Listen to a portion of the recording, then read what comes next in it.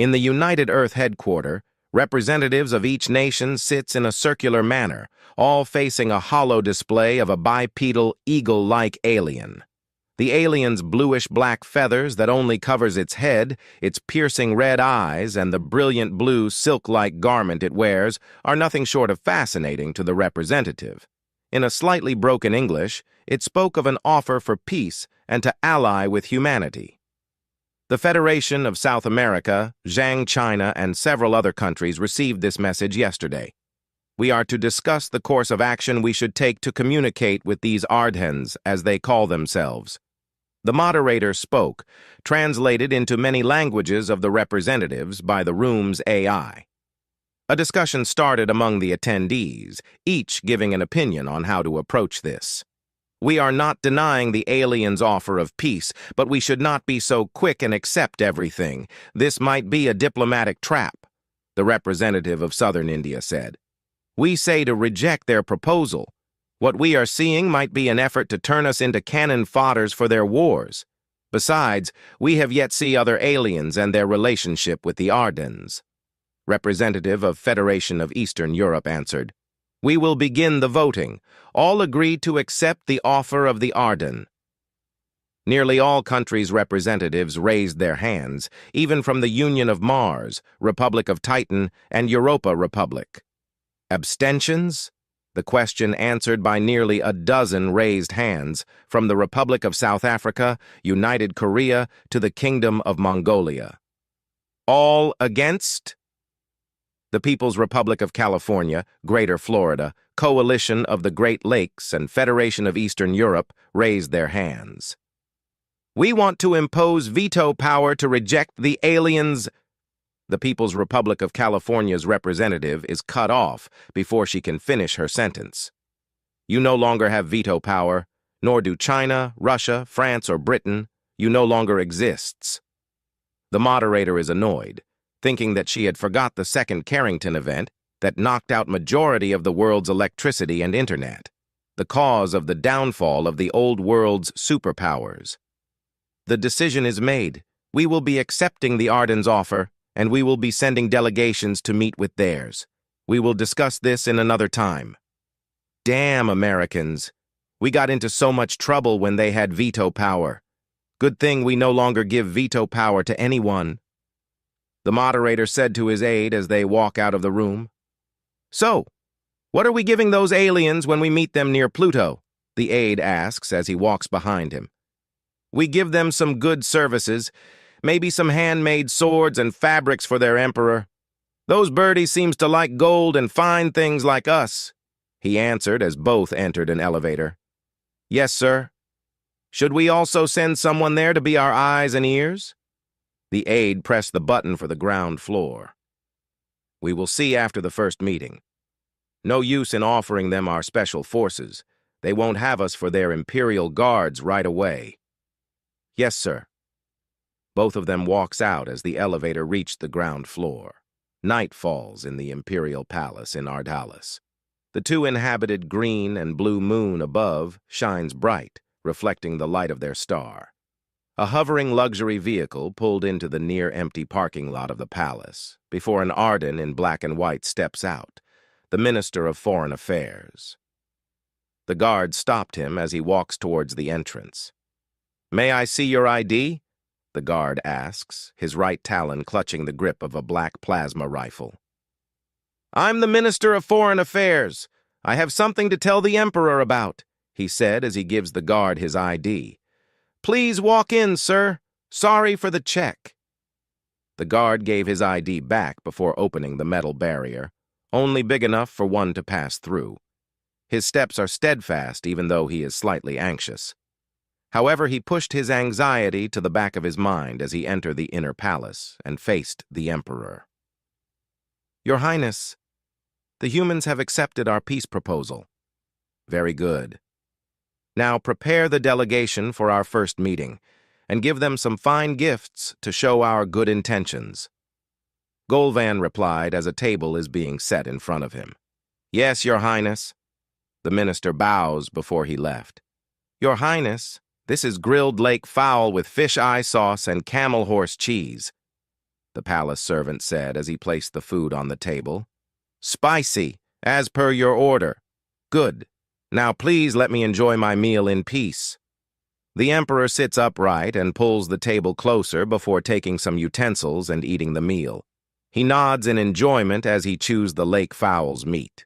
The Varkin will want to ally with those humans as well when they've found out, the emperor thinks as he continues to eat in silence. Chiron sits on the bed inside his personal chamber aboard his frigate, the Lotus. Nebula, holding the holographic picture of his young self, held by his late mother, Novia Zetari. Ever since she died 6 years ago, he was never the same. Nobody comforted him when his brother would be annoying or when his sister mocks him. I will make father proud of me. I will, Chiron whispered, before turning off the holoscreen and putting it inside the cupboard's drawer and laid himself on the bed. Down in the lounge area of the frigate, the crew of the Lotus Nebula is chatting and generally having fun, letting the ship's autopilot take them in hyperdrive towards the farm planet of Noraz 3, the birthplace and the place where Chiron's mother, Emperor Golvan's first wife, is entombed. As the crew is having a fun time, Marma walks in, carrying with him a teapot, along with a stack of disposable cups. The crew all stood up and put their right fist above their left chest as their sign of respect. At ease, sailors. There is no need to salute me. I'm no longer a grand general. Marma smiled before putting the teapot onto the table. You still hold the title Flame of Ardalis, sir, the captain said as he sits back down, followed by the rest of the crews. Surely someone will take that title from me sooner or later. Marma pours tea onto the disposable cups, one for each crew. Is this red tea? I never had some quite this sweet, the helmsman said after sipping the steaming tea. Yes, I put some sugar inside to make it more enjoyable for times like these, although it can make one become fat. Ha ha ha. Marma taps on his bulbous belly, causing the crew to chuckle along. Where is the prince anyway? He usually is still up at this hour, talking about how he will make history and all that, the first officer asked, blowing on his tea. I told him to sleep since it's going to be a long journey ahead. Sure, it's an entire week of travel, but why not have some good rest on our way there? Marma chuckles as he refills a crew's already empty cup. Sir, with all due respect, but I don't get why the prince is always so serious and upset all the time, the captain said. The rest of the crew looked at Marma, as if asking the same question. He may appear and act unpleasant, but Chiron is a good kid. Just that his past made him like that. As Marma sips from a cup, the crews is silent, awaiting him to continue. Ever since he was knee-high, he has always been a curious and pleasant child. He don't have the best relationship with his brother nor his sister, but they go along good enough, at least for his brother, Jarvan. It's not good with Rayami. Thanks to her father's favoritism, she feels like she's above her brothers. While I can see why Golvan loves Rayami more than Karen and Jarvan, his acts and punishments for them are severe compared to hers. Rayami? Wasn't she the prodigy student currently being the youngest in Ardalis Imperial College? The helmsman asks. The very same. Golvan even said that she was born as a gift from heaven. Marma blows on his tea before sipping. So why is it that the prince become like how he is? The captain and the rest of the crews listens attentively. That's because of the Magni call between the emperor and the prince. It was never went public, but anyone within the court knows. It all begins when the emperor was in a meeting with the grand generals, including myself. It was the height of our short war against the Zephalids. The emperor ordered us to take a planet by bombarding everything. Power plants, water treatments, hospitals, schools. I myself was appalled by this order, but the others seems to reluctantly agreed to this. Then the young prince barges into the room saying that we shouldn't attack the innocents.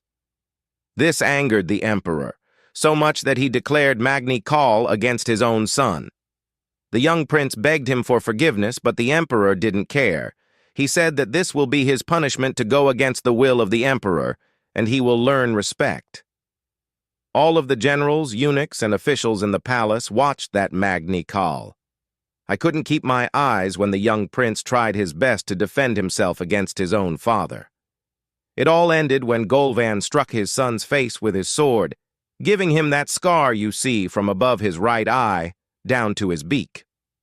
I retire myself shortly after. I could no longer bear responsibility for all the lives I've and will be lost or killed if I keep being the Grand General of the Empire. Now I focus myself to teach and guide the young prince, so that he may become a better man than his father. Marma placed his empty cup on the table, expression of sorrow visible on his face and his graying head feathers. The crew stays silent after hearing that story. They realized now where the prince came from and what caused his fiery and unpleasant behavior. Now, is anyone up for a game of makesing?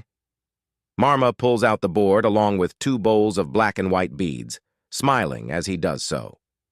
Tens of thousands of Ardhens gathered in the capital of the farm world of Brazan. The cloudy days cover them from the scorching sun that has broiled the planet for months. All those that gather are thin and barely have any muscle on their bones from the nearly 4-year-long planet-wide chaotic weather and disease outbreak that has costed many Ardhens their harvest and some even their families.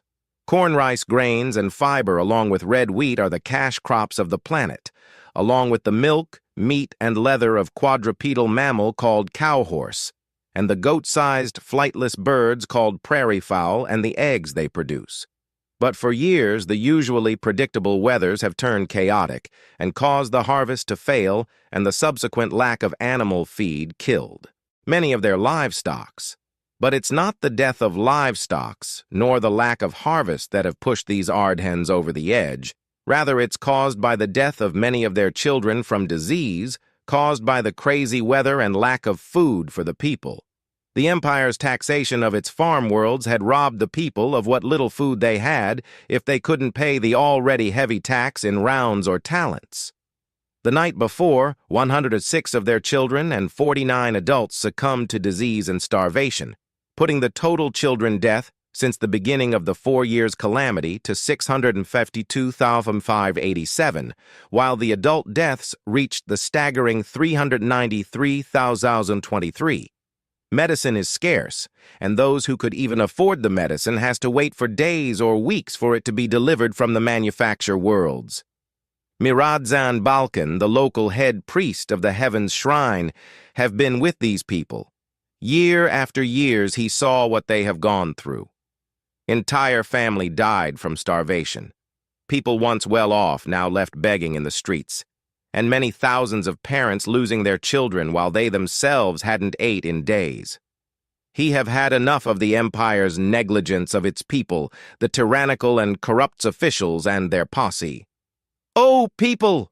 For years we have suffered from drought, disease, and robbing taxes. This means one thing and one thing only. The Za'atari have lost the mandate of heaven. Miradzan spoke atop the podium in front of the Capitol building. Behind him, the flag of the Za'atari flies in the wind. His speech answered by the cheers of the starved farmers and tradesmen. Gather your weapons, print your ammunition. We shall burn this dynasty down, and from it a prosperous empire shall rise, where none will be hungry nor sick nor in poverty. Behind Miradzan, 2 Ardhen, his brothers, came and take down the flag of the Za'atari, before they flown a piece of red flag. As Miradzan's speech continued, people gathering starts to rip away part of their red clothes, the cheapest color they can afford aside from the off-white color of corn rice fibers or the bleached white. For some, the clothes on their back is the only clothes they have. Holding a ripped piece of red on his right talon, Miradzan hold it high up above his head. The purple sky is already dead. The red sky will soon rise. When the Za'atari is dead, a new prosperous years shall come. Hopeful and angry yells of starving Ardhens filled the air as Miradzan and his 2 brothers, Nanara and Darnadzan, all tie the red cloth on their head. Not long after, the crowd disperse, their steps are filled with purpose, and their gait true. An unusual sight befall Barzan as people seemingly occupied with printing ballistic weapons and ammunitions from their 3D printers, and people pulling out whatever belonging they had for the coming campaign ahead for a better future. Weeks passed when an Imperial transport ship arrived and docks at the planet's space lift. From one of the water-drop-shaped dropships that came down, 6 ARDHEN stepped out. 2 wearing satin clothes that was dyed in brilliant yellow, and the rest, or soldiers, donned in dark gray and yellow, the uniform of the ARDHEN army, each carrying high-capacity laser rifle, the standard issue of the Imperial Army. As the dust from the dropship settles, the 2 in brilliant yellow sees naught but an empty capital of Barzan. Unlike most time, they came here to collect tax, where everyone seemed to either beg or quickly fleeing from them. The group starts to walk towards the Capitol building, noticing a rather clean street, not a sign that the place has been abandoned long. They found the building's door ajar, and in enter the 6, not knowing that hundreds have awaited them in darkness with what few weapons they have. A short fight ended before long, and laid dead in the middle of the Capitol's entrance are 6 ARDHEN. The bullets of the farmers pierce through the tax collectors' bodies with ease, and the energy shields of the soldiers couldn't hold long against the volume of fire shot by the farmers. Miridzan came to the renowned tax collector's body and with a machete cuts his head off.